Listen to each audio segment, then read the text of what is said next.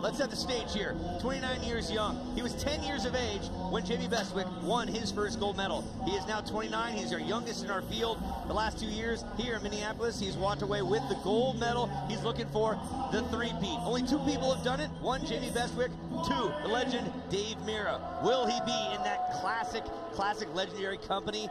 30 seconds will tell the story. Scotty Kramer, you love BMX from the moment you were born. You're taking this one. Can Byron bring it to the top? This could be a storybook ending for somebody right now. Vince needs to bring the heat, but also stay on his bike.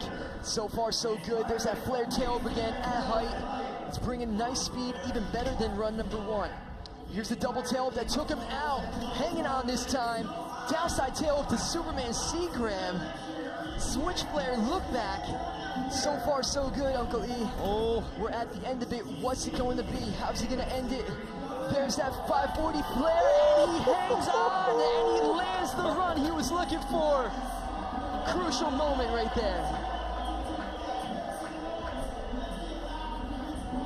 And there is the story that we were pretty certain looking for. That had variety, it had difficulty, it had closing slam of the book on the tail end. Let's take another peek. And here's the trick where everything went wrong in run number 1.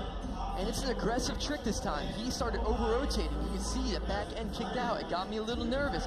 But check out this move. Downside tail whip, reaching off the handlebars, grabbing the seat, doing a Superman C-Grab Indian air. The only guy doing that trick.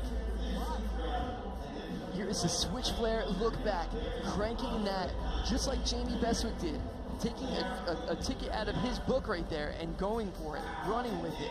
But the last trick was where it all came down to. He went for the 540 flare, cork 900, spinning, rotating, looking, the front wheel barely sneaking by that coping, and he lands clean, holding on, the feet stayed on, and that was beautiful. True grit, just hold it on for dear life.